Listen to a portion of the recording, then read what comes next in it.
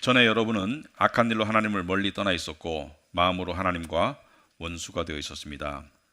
그러나 지금은 하나님께서 그리스도의 죽으심을 통하여 그분의 육신의 몸으로 여러분과 화해하셔서 여러분을 거룩하고 흠이 없고 책망할 것이 없는 사람으로 자기 앞에 내세우셨습니다. 그러므로 여러분은 믿음에 튼튼히 털을 잡아 굳건히 서 있어야 하며 여러분이 들은 복음의 소망에서 떠나지 말아야 합니다. 이 복음은 하늘 아래에 있는 모든 피조물에게 전파되었으며 나 바울은 이 복음의 일꾼이 되었습니다. 아멘. 앉으시기 바랍니다. 우리 말씀을 위해서 기도하도록 하겠습니다. 하나님 아버지, 오늘 저희들 이 자리에 또 불러주셔서 하나님의 말씀을 듣도록 하셨습니다. 매주 듣는 복음이지만 저희들에게 이것은 영의 양식이요 또 우리 발의 등불이기도 합니다. 한 주간의 삶을 살면서 영적으로 지치거나 또 두려움으로 닥치거나 하는 그런 마음과 그런 영혼이 있다면 이 시간 하나님의 말씀의 조명을 통해서 마음이 다시 열리고 믿음으로 채워지는 역사가 있기를 소망합니다. 심지어 육신적으로 피곤한 영혼들에게도 하나님께서 안식을 주시고 또 긴장이 풀어지게 하시고 다시금 그리스도 안에서 주어진 소망을 바라보며 세상으로 나아갈 수 있는 그런 힘을, 은혜를 허락하여 주시옵소서. 예수님 이름으로 기도합나이다. 아멘. 네, 우리는 매주 설교를 듣는데 많은 사람들이 이런 얘기합니다. 그 설교가 복음적이었는가, 복음적이었는가. 그것은 무슨 말이냐면 그 설교에 복음이 들어있는가, 그 복음이 기독교의 핵심 진리고 우리는 복음을 듣고 있는데 이 세상에 보면 한 가지 똑같은 것을 계속 반복적으로 하는 일이 그렇게 많지는 않습니다. 근데 왜 우리는 이 복음을 매주 듣는 것일까? 사실 이게 이 지식으로 입력이 될 수 있다면 그렇게 복잡한 내용은 아니에요. 심오하지만. 그래서 우리 생각 속에 각인될 수 있다면 그냥 듣고 기억하고 심지어 외우고, 복음이라는 것은 단순하게 말하면 천지 만물을 지으신 하나님께서 죄인들을 당신의 아들 예수 그리스도를 통해서 완벽하게 구원하셨다. 이게 복음입니다. 그런데 왜 우리는 이 복음을 매주 듣는가? 물론 좀 색다른 언어로 다른 표현으로 우리는 전하긴 하지만 왜 매주 복음을 듣는가? 복음의 설교에 앞서서 제가 세 가지를 먼저 말씀을 드리고 설교를 시작할까 합니다. 왜 복음을 매주 듣는가? 첫 번째 그 이유는 이 복음이 너무나 놀라운 사실이기 때문입니다. 그러니까 믿기가 어려워요. 이 복음이 인간의 이성으로 인간의 논리로 납득하고 받아들이기가 너무나 어렵습니다. 왜냐하면 죄인을, 멸망할 수밖에 없는 죄인을 하나님께서 사랑하셔서 당신의 아들을 대신 주셔서 당신의 자녀로 삼으시고 그리고 죄를 용서하시고 그리고 영원한 천국을 약속하셨다는 이 복음이 너무 좋아서, 너무 복돼서 그냥 믿기가 어렵습니다. 그리고 사실은 우리의 일상의 삶이 복음에 부합하지 않기 때문에 더더욱 믿기가 어려워요. 그래서 복음을 듣는 것이죠. 두 번째 이유는 우리가 망각의 동물이기 때문입니다. 그래서 우리는 자꾸 다시 이렇게 상기하는 그런 과정이 필요해요. 우리는 망각의 동물이기 때문에. 그래서 우리는 삶이 바빠서도 복음을 망각하고 또 때로는 이 믿음이 떨어져 가지고 복음을 망각하고 여러 가지로 복음을 망각하기 때문에 성경 말씀에 보면은 바울이나 베드로가 다시 기억나게 한다라는 말을 하듯이 우리는 복음을 다시 듣고 다시 상기하고 다시 기억해야 되기 때문에 복음을 매주 듣고요. 세 번째 이유는 좀 더 실제적으로 바라보면 복음의 은혜와 능력이 필요하기 때문이죠. 우리의 삶 속에 우리는 예를 들어서 삶이 이 불안으로 시달릴 때 또는 삶이 힘들 때 우리는 복음의 능력과 복음의 은혜가 필요하죠. 우리 살면서 마음이 불편해질 때도 있고 불안해질 때도 있고 두려워질 때도 있고 암담해질 때도 있고, 그래서 복음의 은혜와 능력이 필요하죠. 그래서 복음의 은혜와 능력을 매주 듣는 것인데 이것은 음식과 같아요. 우리는 이렇죠. 지난주에 아주 잘 먹었기 때문에 이번 주에는 안 먹어도 돼요. 그러지 않죠? 비록 심지어 어제 잘 먹었더라도 오늘 또 먹어야 되는 게 음식이듯이 영의 양식인 복음도 우리가 매주 들어야 되는 필요가 있는 것이죠. 왜? 우리는 하나님의 은혜와 능력이 필요하기 때문에 복음을 듣고 있습니다. 그래서 세 가지 이유로, 첫째는 너무나 너무나 놀라운 소식이기 때문에, 둘째 우리가 망각하기 때문에, 세 번째는 우리가 복음의 은혜와 능력이 필요하기 때문에 우리는 복음을 매주 듣는다. 자, 그런 맥락에서 오늘 본문을 보도록 하겠습니다. 21절 보시면은, 전에 여러분은, 똑같은 얘기를 하고 있는 거예요. 복음 얘기를 하고 있는 거예요. 전에 여러분은 악한 일로 하나님을 멀리 떠나 있었고 마음으로 하나님과 원수가 되어 있었습니다. 22절에 그러나, 전환이죠. 그러니까 21절과 22절은 극적인 대비를 말하는 거예요. 21절은 복음 듣기 이전에, 복음을 듣고 믿고 구원받기 이전의 삶을 이야기하는 것이고, 22절은 복음을 듣고 믿은 이후의 상태를, 신분을 이야기하는 것이기 때문에 너무나 극적으로 대조되는, 비교되는 그러한 것을 이야기하기 때문에 그러나 이렇게 접속사를 통해서 그러나 완전히 달라진 그런 것을 이야기하고 있죠. 야, 복음을 듣기 전에는 어떤 상태였는가?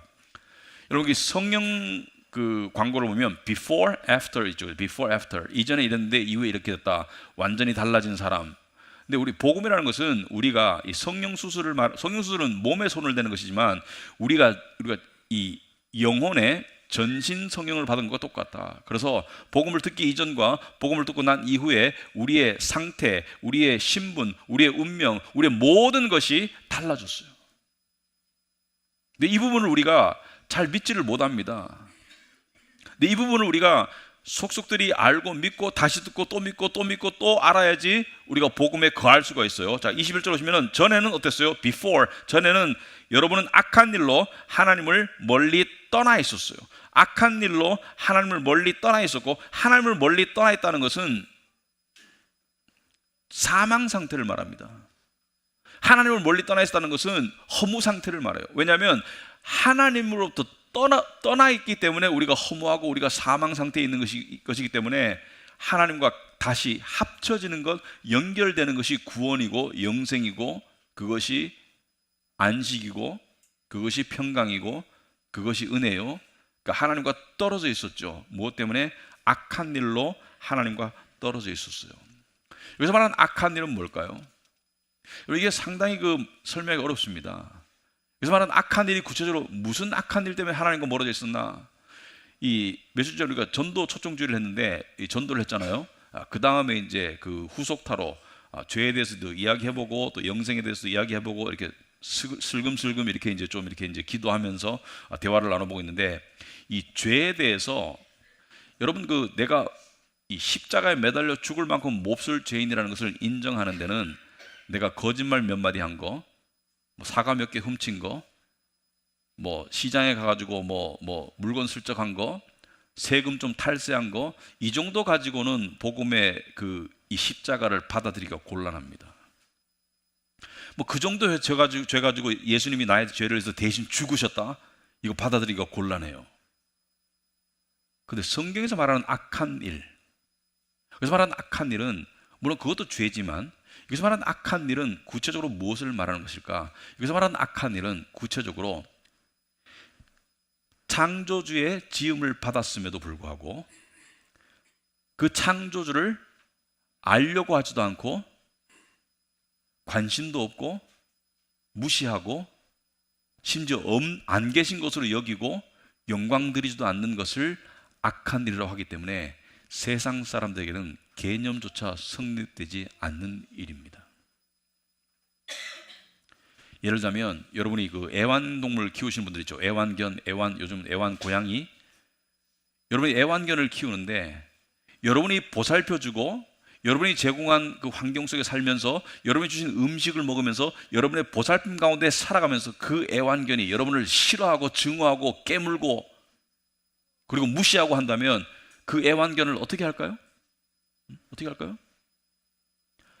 여러분, 그 애완견을 키우는 사람들은 그 애착 관계가 있기 때문에 그 힘든 육아와 비슷한 요즘 유모차 몰고 가면 자세히 봐야 돼요. 악인 줄 알고 봤는데 개가 딱 들어있어, 강아지가. 보면 저는 좀 깜짝 놀랐어요. 그래서 약간 요즘에는 그런 생각, 요즘에는 일반화돼 가지고 괜찮은데 처음에는 그 유모차 모는 사람이 정신병자인 줄 알았어요. 그 개가 신발도 신고 있고 옷도 입고 있어요. 그러니까 이 사람이 정신병자인가? 나중에 보니까 이게 하나의 문화더라고요. 그래서 지금은 전혀 놀랍지 않은데 처음에는 굉장히 놀랐죠. 유모차에 왜 개가 들어있어? 근데 개를 키우는 사람들은 개를 엄청 사랑해요. 근데 개를 사랑하는 것이 사람 사랑보다 더 좋대요. 왜냐하면 개는 주인을 애정을 주면 그대로 뿜어내잖아요. 그죠? 주는 만큼 그대로 뿜어내잖아요. 그러니까 애정 관계가 잘 되는 거예요. 왜냐하면 배신도 없고, 그리고 어떤 이 줄다리기도 없고, 굉장히 그냥 단순하고 발랄하게 주인을 따르잖아요. 근데 그 개가 앙칼지게 주인을 무시하고 막 째려보고 막 소리 지르고 이러면 그 개를 키우겠어요? 인간이 하나님께 지음을 받고 하나님이 만들어준 세상에 살고 있으면서 하나님을 알려고도 하지 않고 하나님을 무시하고 그렇게 살고 있는 것이 죄라면, 그 죄를 깨닫는 데는 하나님의 은혜가 필요합니다. 스스로의 생각으로 도저히 깨달을 수 없는 죄예요. 하나님의 은혜가 필요합니다. 그래서 그 상태를 암흑 상태라고 해요. 암흑 상태. 너무나 어두움 가운데 있어서, 그리고 어두움 가운데 너무 익숙하고 오래돼서 그 어두움에 있는지조차를 모르는 것이 인간의 상태인데, 그 어두움 가운데 있다는 것을 깨닫는 데는 엄청난 은혜가 필요하다. 제가 선교지에 갔을 때 경험한 것인데요. 한 20년 전에 인도에 갔는데 그 시골 교회를 방문하면 귀한 손님이 왔다고 해가지고, 우리 옛날에 시골에 그랬죠, 그죠? 막 닭 잡죠, 그죠? 인도에서는 닭고기, 그러니까 소고기, 돼지고기를 안 먹으니까 닭고기가 최고 요리인데, 닭고기 잡아서 막 요리해가지고 이렇게 국물 해가지고 밥하고 주면 이렇게 국물하고 닭고기 넣어가지고 이렇게 손으로 이렇게 만져가지고 숟가락 없이 먹잖아요. 인도 사람들은 먹는데, 손님에 가면 숟가락을 줘요. 근데 여러분이 부엌을 보면 도저히 먹을 수 없습니다. 이 사람들은 나름대로는 최고로 깨끗하고 정성스럽게 장만한 음식인데, 첫째는 제가 유심히 봤어요. 첫째는 그 닭고기 그 요리에 넣는 물 있죠. 그 물에 부유물이 막 떠 있어요. 그러니까 이렇게 보면 약간 콧물 비슷한 것이 막 돌아다녀요. 그러니까 사람의 콧물은 아닌데, 그러니까 뿌연 게 이게 그러니까 눈에 확연히 보이는 뿌연 것들이 막 돌아다녀요. 근데 물 자체가 그래요. 근데 그 물을 부었는데, 그 부었는 닭고기를 담고 있는 그 양푼이 있죠. 양푼이가 요즘 우리나라 개밥 그릇도 그보다는 훨씬 깨끗해요. 때가 찌들었어. 근데 거기다가 그 뿌연 물을 넣고 끓이면 그 양푼의 때가 고기와 함께 섞이겠죠. 그 상상해 보면 도저히 먹을 수가 없는데 맛있게 먹어요. 왜냐하면 그분들이 정성스럽게 준비했기 때문에 맛있게 먹는데, 이분들은 이것이 더럽다는 생각을 전혀 못하고 있습니다. 왜? 생전 더 나은 위생을 본 적이 없기 때문에. 그래서 인간이 암흑 상태에서 자기가 얼마나 죄인인 것을 깨닫는다? 그거는 불가능해요. 죄를 깨닫는 것이 은혜의 출발이 되겠죠. 왜? 하나님께서 은혜를 주셔야지 죄를 깨달을 수 있어요. 특별히 하나님을 알지도 않고 섬기지도 않는다는 그 죄를 깨닫게 해준다. 근데 로마서 1장 20절에 보시면은, 이 세상 창조 때로부터 하나님의 보이지 않는 속성, 곧 그분의 영원하신 능력과 신성은, 하나님께서 계시고 그분의 능력은 사람이 그 지으신 만물을 보고서 깨닫게 되어 있습니다. 그러니까 성경이 하는 말이, 하나님이 있다 없다 따지는 것 자체가 우매하다. 미련한 사람들은 하나님이 없다고 말하나, 세상 만물을 보고 내 자신을 보고 생명체를 보고 우주를 본다면 신이 존재한다는 결론에 반드시 도달할 수밖에 없는데, 이 우매한 인간들이 무슨 진화론이니 말도 되지도 않는 그런 소리를 하면서 엉뚱한 그 어불성설을 하고 있는 것이지, 어떻게 우연히 이런 모습의 인간이 나올 수가 있어요? 어떻게 좌우 대칭이 되며, 그러니까 그런 이야기 있어요. 어떤 안과 의사가 이 무신론자였는데, 나는 신이 없다고 생각한다. 근데 이 눈이라는 거, 인체의 일부인 눈이라는 거 한 개만을 연구하다가도 신이 있다는 결론에 도달할 수밖에 없다. 이거는 우연히 발생할 수는 전혀 없는 일이고, 이 세상 어떤 존재도 이것을 만들어낼 수 없다. 이것을 만든 존재는 이것만이겠어요? 우주 전체를 바라봤을 때 이 수많은 생명체를 만든 존재는 신일 수밖에 없다라는 결론에 도달할 수밖에 없다는 것이죠. 인간이 정말로 진정으로 생각한다면. 그래서 핑계할 수 없습니다. 그러므로 사람들은 핑계를 댈 수가 없습니다. 그러나 사람들은 하나님을 알면서도 하나님을 하나님으로 영화롭게 해드리거나 감사를 드리기는커녕 오히려 생각이 허망해져서 그들의 지각 없는 마음이 어두워졌습니다. 마음이 어두워졌다는 것은 뭐예요? 하나님을 모르는 쪽으로 점점 더 나아가고 있습니다. 현재 더 진행되고 있죠. 요즘 AI가 나쁜 거 아니죠. AI 자체가 나쁜 거 아닌데, 요즘에 AI나 뭐 메타버스나 무슨 가상현실이나 이런 모든 것들이 영적 세계를 대체하고 있는 거 아세요? 우리가 정신 똑바로 차려야 됩니다. 마치 AI가 인류의 미래인 것처럼 무슨 가상 세계가 인류의 정신 세계인 것처럼 그렇게 영적 세계를 점점 대체해 가고 있고 점점 어두워지고 있어요. 그러나 핑계할 수 없다는 것은 사람이 정신을 제대로 차리고 똑바로 쳐다보면 신이 있다는 것을 알 수밖에 없다는 것이 성경의 논리적인 해설입니다. 그래서 우리가 죄악 상태에 있었죠. 그리고 21절에 하나님과 마음으로 원수가 되어 있었습니다. 마음으로 원수가 되었다는 것은 하나님의 선을 싫어하고 하나님을 싫어하고 하나님이 싫어하는 것을 좋아하는 그런 원수된 상태였다. 원수라는 것은 여기서 말하는 원수란, 성경에서 말하는 원수는 이런 뜻입니다. 피를 흘려서 죽이기까지 서로 증오하는 상태. 피를 흘려서 죽여야지 끝나는 상태가 원수예요. 원수, 단지 그냥 싫어 정도가 아니고 피를 흘려서 죽여야 되는 것이 원수입니다. 창세기 3장 15절에 여자의 자손은 너의 후손과 원수가 될 것이다. 똑같은 원수라는 단어를 쓰고 있는데, 원수라는 것은 피를 쏟아서 죽여야지 끝나는 관계의 원수인데 우리가 하나님의 원수가 되어 있었다. 이 상태로 두면 어떻게 돼요? 이게 복음 이전의 상태예요. 이 상태로 두면 어떻게 돼요? 이 상태로 두면 어떻게 돼요? 멸망해요. 둘째 사망으로 가게 돼 있어요. 지옥으로 가게 돼 있어요. 그런데 22절에 뭐예요? 극적인 전환이 오죠. 그러나 지금은, 여기서 말하는 지금은 믿는 자들의 현재 상태는, 지금은 하나님께서 그리스도의 죽으심을 통하여 그분의 육신의 몸으로 여러분과 화해하셔서 하나님이 우리와 화해하셨다. 화해는 관계 회복을 말하죠. 하나님께서 우리와 화해를 하셨어요. 원수였던 우리가 일방적으로, 계획적으로, 의도적으로, 그리고 극적으로 우리와 화해를 했는데, 여러분, 그 둘이 서로 다른 객체가 하나가 될 때는 엄청난 파장이 발생합니다. 예를 들어서 동독과 서독이 통일되었을 때, 그때 생겨난 단어가 뭐냐면 바로 통일비용이에요.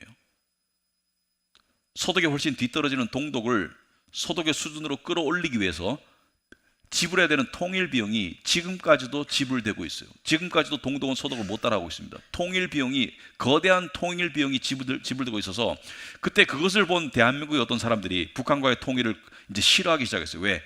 북한과 남한은 엄청난 격차가 있는데, 경제적으로 우리가 통일된다면 우리가 엄청난 통일 비용을 내야 되고 우리가 하향 평준화될 수도 있기 때문에 통일을 거부하는 그런 세력들도 생겨나기 시작했는데, 아무튼지 간에 그래도 인간이고 그래도 나라인데 우리와 존재가 너무나 다른 하나님과 죄인이 하나가 되는데 엄청난 비용이 발생 안 할 수 있겠습니까?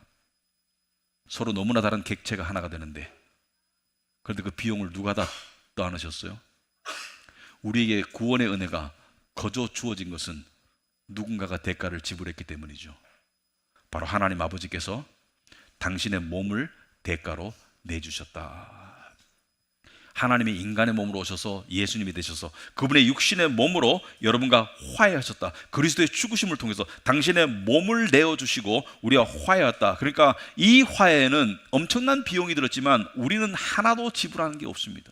왜냐하면 우리는 지불할 비용이 없어요. 왜냐하면 우리는 이전 상태에서 완전히 빈털터리고 줄 수 있는 건 죄밖에 없어. 그런데 어디다가 비용을 지불한다는 거예요? 지불할 비용이 없어요.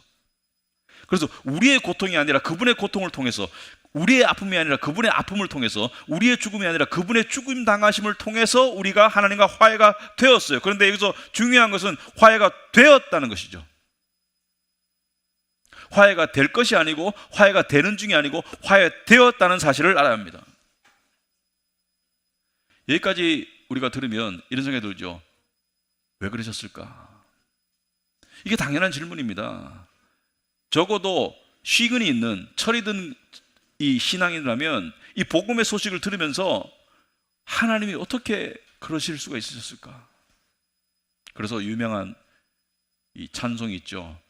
나 같은 죄인 살리신, 나 같은 죄인 살리신 그 은혜 놀라와, 이렇게 나가죠. 근데 거기다가 저는 그 은혜 이상해 이렇게 부르고 싶어요. 이상하도록 놀라운 거예요. 이상하도록 놀라운 거예요. 이 놀라우신 은혜의 결과 우리에게 엄청난 변화가 발생했습니다. 그래서 22절 중간에 보면 여러분을 믿는 여러분을 거룩하고 흠이 없고 책망할 것이 없는 사람으로 자기 앞에 내세우셨습니다. 여기서 내세우셨습니다. 그죠? 내세우시고 있는 중입니다. 현재 진행형도 아니고 내세우실 것입니다. 미래도 아니고 내세울지 몰라요. 조건절도 아니고 내세우셨습니다라는 것은 이미 발생하고 완성되었다는 것을 말하죠. 우리가 이미 거룩하고, 거룩이라는 것은 구별되고 흠이 없고 책망할 것이 없는 사람으로, 우리의 지금 우리의 체험을 말하는 것이 아니라 하나님 앞에서 우리가 책망할 것이 없고 거룩한 제물로, 거룩한 자녀로 이미 하나님께서 우리를 만드셨습니다. 이미 이루어졌어요. 여기서 말하는 흠이 없고 책망할 것이 없다는 것은 여러분이 구약에서 자주 듣는 표현입니다. 구약에서 제사장이 또는 대제사장이 제물을 하나님께 바칠 때 어떤 조건이 있었나요? 그 제물은 흠이 없고 책망할 것이 없어야 돼요. 제물에 흠이 있으면 안 돼요. 흠이 없고 책망할 것이 없는 제물만 하나님께 드릴 수 있었는데, 거룩하게 구별되어서 바로 우리의 제사장 되시는 예수께서 우리를 거룩하고 흠이 없고 책망할 것이 없는 상태로 만드셔서 하나님께 내세우셨습니다. 하나님의 자녀로 우리를 데리고 오셨습니다. 이미 이루어진 상태죠. 이미 과거에 이루어졌고 현재 진행 중이고 미래까지, 영혼까지 이어질 현실을 말하죠. 여러분, 종교는 여기서 기독교와 달라요. 종교는 그렇게 될 수 있습니다. 고행하고 수행하고 노력하면 그렇게 될 수 있습니다. 경제에 이를 수 있습니다. 경제에 이를지도 몰라요. 이게 종교라면 기독교는 뭐예요? 이미 이루어졌습니다. 이미 하나님의 은혜로 이미 이루어졌고 이 일은 절대로 취소할 수 없고 절대로 변경할 수 없습니다. 근데 많은 그리스도인들이 이것을 못 받아들이는 이유가, 이것을 받아들이기를 꺼려하는 이유가 바로 이것 때문이에요. 지금도 여전히 나는 죄를 짓고 있는데,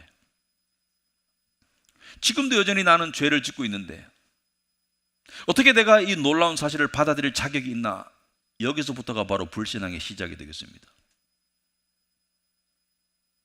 여전히 포커스가 지금도 죄를 짓고 있는 나의 포커스가 되고 있는 거예요. 물론 죄는 안 지어야 되고 죄는 가볍게 여겨서는 안 되지만 죄를 안 짓는 사람은 아무도 없습니다. 요한이 그랬잖아요. 너희가 죄 없다고 하면 하나님을 거짓말쟁이로 만든다. 우리는 죄를 지어요. 그런데 여전히 죄를 짓고 있는 나의 포커스를 맞추기보다는 이렇게 많은 죄를 용서하시기 위해서 십자가에 죽으신 그리스도께 포커스를 맞춰야지 하나님께 나아갈 수가 있겠습니다. 사탄은 매일 우리의 육신의 생각을 통해서 우리의 육신의 생각은 때때로 사탄과 협업해요. 우리의 육신의 생각은 사탄의 목소리를 들어요. 우리의 육신의 생각은 사탄의 음성과 하나님의 음성을 잘 구별하지 못해요.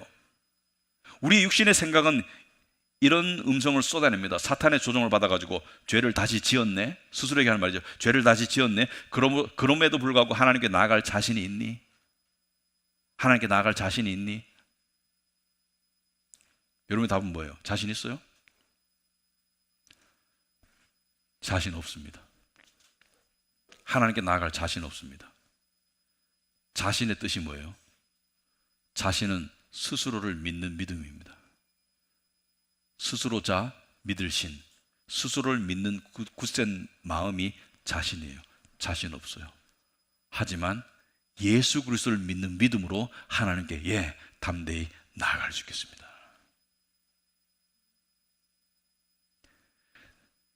죄를 짓는 나에게 포커스하지 마시고 죄짐을 짊어지고 가신 예수님께 포커스하면 하나님께 나아갈 수가 있겠습니다.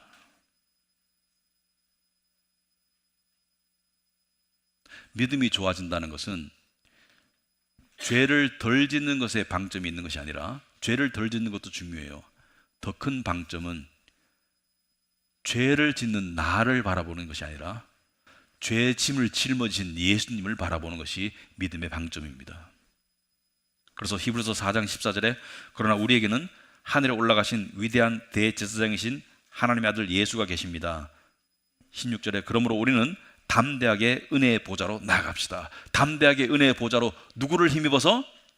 우리의 죄를 짊어진 예수 그리스도를 힘입어서 담대하게 하나님께 나아가는 것이지 자신감을 가지고 나아가는 게 아니에요. 우린 죄를 대할 때 저는 이걸 좀 말씀드리고 싶습니다. 많은 사람들이 죄를 지면 대부분 경우는 새로운 죄를 짓는 사람은 거의 없을 겁니다. 거의 비슷한 죄를 또 지은 거예요. 지으면 또 넘어졌네. 나는 구제불능이야. 그러면서 이 불신앙의 수렁으로 자꾸 빠져들어가는데요. 발상의 전환을 해보시면 하나님의 은혜가 아니었다면 그 죄를 더 지었을까요? 덜 지었을까요? 더 넘어졌을까요? 덜 넘어졌을까요? 하나님의 성령님의 붙잡아 주시는 은혜가 아니었으면 죄에 더 넘어졌겠죠.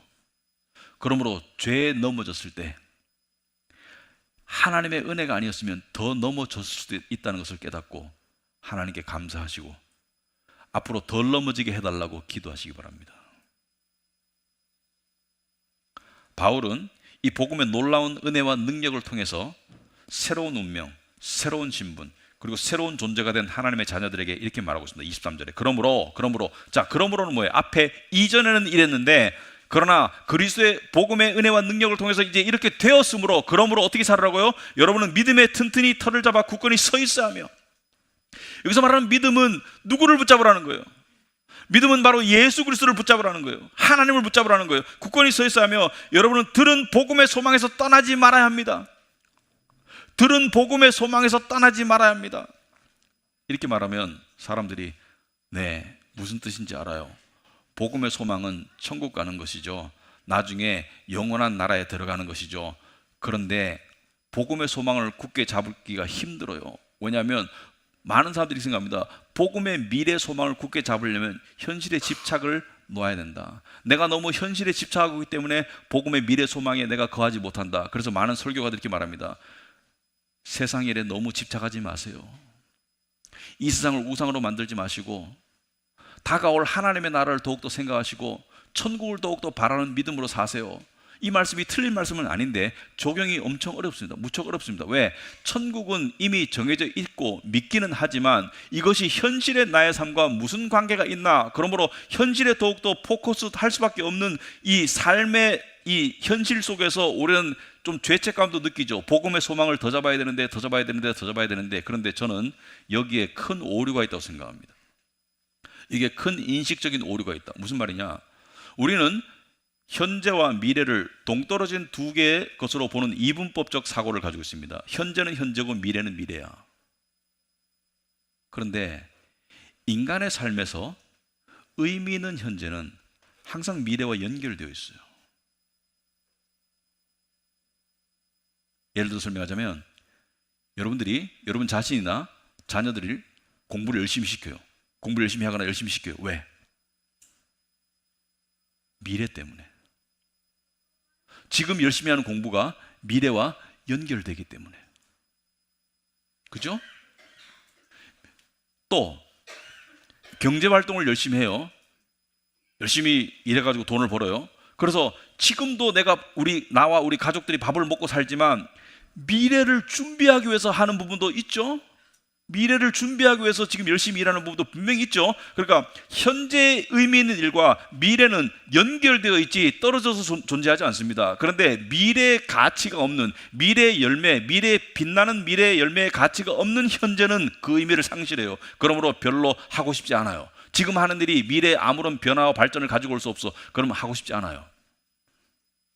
운동을 하나 하더라도 운동을 해가지고 여러분 물론 여기에 계신 분들은 그렇게 유치한 삶을 살지 않겠지만 겨울에 가가지고 막 이 체육관 가가지고 운동 열심히 하는 사람들 무슨 미래를 바라본 거죠? 여름에 해수욕장 가가지고 내가 식스팩을 보일 거야.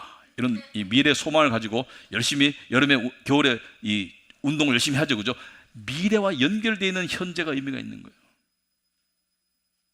그렇다면 기독교는 이것을 거꾸로 적용하려 원합니다. 우리에게 확실한 미래가 있잖아요. 그 확실한 미래 때문에 현재를 어떻게 살아가라고? 다르게 살아가라고. 저는 이렇게 말하고 싶습니다. 한마디로 복음의 미래 소망이 현재의 안전망이다. 복음의 미래 소망이 현재의 안전망이 될 수 있고 되어야 한다. 무슨 말이냐? 여러분, 우리가 복음의 소망을 우리가 믿는 것은 현재에 분명히 확실한 영향을 미치게 되어 있습니다. 내가 복음의 미래 소망을 확실히 가지고 있으면, 여러분, 세상 살면서 우리는 때때로 비유하자면 외줄타기를 하는 것 같아요. 언제 떨어질지 몰라. 가는데 누가 또는 세상의 상황이 나를 낭떠러지로 밀어뜨릴 것 같아. 떨어지면 큰일 날 것 같아. 크게 다칠 수도 있고 심지어 죽을 수도 있고 박살날 수도 있을 것 같아. 그죠? 그런 불안감이 있죠. 내가 떨어지면 큰일 날 것 같아.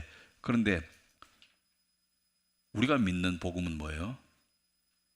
세상 사람들은 떨어지면 큰일 납니다. 근데 우리는 떨어지면 어떻게 돼요? 우리는 떨어지면 낭떠러지로 자유낙하해서 박살나도록 하나님이 그냥 두실까? 여러분이 가족들을 사랑할 때, 특별히 부모와 자식을 사랑할 때, 부모는 자식에게 안전망이 되어주고 싶어 합니다. 자식에게 안전망이 되어주고 싶어요. 그것이 뭐 외부 위협으로부터도 지켜주고, 또 이 건강한 음식도 먹이고, 그리고 자식이 자라는데 경제적으로 어려우면 부모가 좀 도와주고 싶고, 자식이 실직했어요, 집에 가가지고 밥 먹이고 쉬어라, 내가 안전망이 되어줄게, 여기서 다시 힘내서 다시 직장 알아볼 때까지 내가 보살펴줄게, 안전망이 되어주고 싶죠. 그런데 문제는 뭐예요? 능력의 한계가 있고 우리가 못 보살펴주는 그런 상황도 발생하죠. 예를 들어서 뭐 내 능력을 벗어나는 어떤 사고가 발생했다든지, 아니면은 치명적인 질병에 걸리면 내가 안전망이 되어줄 수 없잖아요. 그러나 부모는 자식에게 안전망이 되어주고 싶죠. 근데 하물며 하나님 아버지께서 우리에게 안전망이 되어주고 싶지 않으실까요? 하물며 너희일까 보냐? 믿음이 없는 자들아, 우리에게 안전망이 되어주시고 싶죠. 근데 인간의 안전망은 능력의 한계가 있죠. 그물로 따지자면 빠져나갈 수가 있어요. 왜? 너무 촘촘하지 않아서 그 사이로 빠져나갈 수 있는 것이 있습니다. 또 부서질 수도 있어요, 약해가지고. 하지만 하나님은 우리의 뭐라요? 우리의 바위 같은 존재다. 빠져나갈 구멍이 없고 절대로 부서지지 않는 완전히 단단한 안전망이 바로 하나님이시다. 우리에게 안전망이 되신다. 그래서 복음의 미래 소망을 믿는 사람은 하나님이 현재 나의 안전망이라는 것을 아는 사람이에요. 낭떠러지로 떨어지면, 밀려서 떨어지면 하나님께서 그냥 내 새끼가 떨어지고 있네, 많이 아플 텐데, 부서질 텐데 이러고 계실까요? 아니요. 예수님께서 십자가에 죽으시고 떨어지셨을 때 하나님께서 다시 끄집어서 부활시키시고 영광의 보좌 우편에 앉히셨듯이, 하나님께서는 여러분에게 담당된 천군 천사를 보내서 여러분을 데리고 하늘나라로 데려갈 거예요. 그게 하나님의 안전망입니다. 여러분, 이것을 믿는 것과 믿지 않는 것은 어떤 차이가 있나? 두 사람이 감옥에 갔어요. 각각 10년 언도를 받았습니다. 그래서 같은 감방에서 같은 밥을 먹으면서 같은 일을 하면서 같은 세월을 보내고 있는데, 한 사람은 시간이 지날수록 점점 더 침울해져.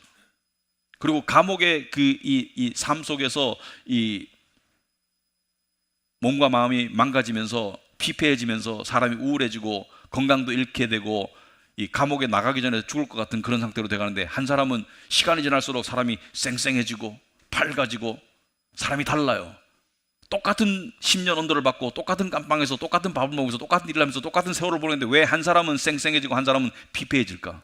왜냐하면 한 사람은 기다리는 가족이 없어. 근데 다른 사람은 가족이 기다리고 있어요. 그래서 편지가 와. 야, 사진도 와. 여기가 네가 출소하면 우리가 같이 살 집이란다. 너를 손꼽아 기다리고 있어. 나오면 이런 맛있는 음식도 같이 먹자. 그리고 이런 일도 같이 해보자. 그러니까 가족이 기다리고 있기 때문에, 그러니까 그 소망 때문에 같은 세월을 보내면서도 사람이 생생해지는데, 한 사람은 그 소망이 없으니까, 미래의 소망이 없으니까 그 속에서 썩어져 가는 것이죠. 피폐해져 가고. 여러분, 그리스도인이 복음의 소망을 믿으면 현재의 삶에 당연히 영향을 미칠 수밖에 없습니다. 이 현재의 영향이 없다는 것은 복음의 소망을 안 믿는 거예요. 나는 복음의 소망을 믿는데, 미래 소망을 믿는데 현재에는 전혀 복음의 은혜와 능력이 작용하지 않아요 라고 말하는 사람은 복음의 미래 소망을 안 믿는 거예요. 관념적으로 알고 있을 뿐이지. 내가 복음의 미래 소망을 정말로 믿는다면, 내 심령으로 정말로 믿는다면 현재를 살아가는 나의 자세와 나의 모습이 다르죠. 저는 오늘날 그리스도인에게 가장 필요한 덕목이 겸손한 자신감이라고 생각합니다. 가장 필요한 덕목이 담대함이라고 생각합니다. 여러분, 복음은 뭘 말하나요? 여러분이 누구의 자녀가 되었나요? 하나님의 자녀가 되었죠. 하나님이 누구신가요? 천지 만물을 지으시고 통치하시는 분이세요. 여러분이 로얄 패밀리예요. 여러분의 아버지가 이 세상을 지배하시고 계세요. 그러면 여러분 어떻게 살아야 돼요? 어떻게 살아야 돼요? 그 자격이 은혜로 주어졌기 때문에 겸손은 하겠지만 어떻게 살아야 돼요? 당당하게 살아야 된다고 생각합니다. 겸손은 비굴함이 아니에요. 저는 세상에서 멋있는 사람이 이런 사람이라고 생각합니다. 겸손하지만 당당한 사람, 부드럽지만 단단한 사람, 부드러운 면과 단단함을 함께 가지고 있는 사람, 겸손과 당당함을 함께 가지고 있는 사람, 그분께서 우리의 안전망이 되신다. 여러분, 성경에 보면 하나님께서 우리에게, 당신의 백성에게 어떤 안전망이 되셨나요? 노아의 홍수 때 그 방주에 물이 못 들어오도록 발랐던 그 역청이라는 단어가 사실은 어원상 대속이라는 단어와 같습니다. 그리스도의 피를 상징합니다. 하나님의 진노의 물이 못 들어오도록 막는 그 피를 상징해요. 광야 시대 때 모세에게 백성들이 목말라 죽을 지경에 이랬을 때 모세에게 생수의 바위가 나타났죠. 이 바위를 쳐라, 생수가 나온다. 그 바위가 누구예요? 바로 예수 그리스도시죠. 이분이 2000년 전에 이 땅에 오셔가지고 너 대신 내가 죽을 거야. 네 죄값을 치르고 내가 죽을 거야. 그래서 네가 살 거야 라고 말씀하셨어요. 그리고 그분이 수많은 약속을 쏟아내셨습니다. 그 중에 세 군데를 보면은 너희는 마음에 근심하지 말아라. 하나님을 믿으니 또 나를 믿어라. 여러분, 누군가에게 걱정거리가 있어요. 근데 가가지고 야, 걱정하지 마, 이렇게 말할 때는 이게 진심이 되려면 내가 해결책을 가지고 있어야 돼요. 어떤 사람이 빚더미 올라앉아서 걱정하고 있는데 야, 걱정하지 마, 이렇게 당당하게 말할 수 있는 것 같으면은 나한테 해결책이 있어야 되는 것이죠.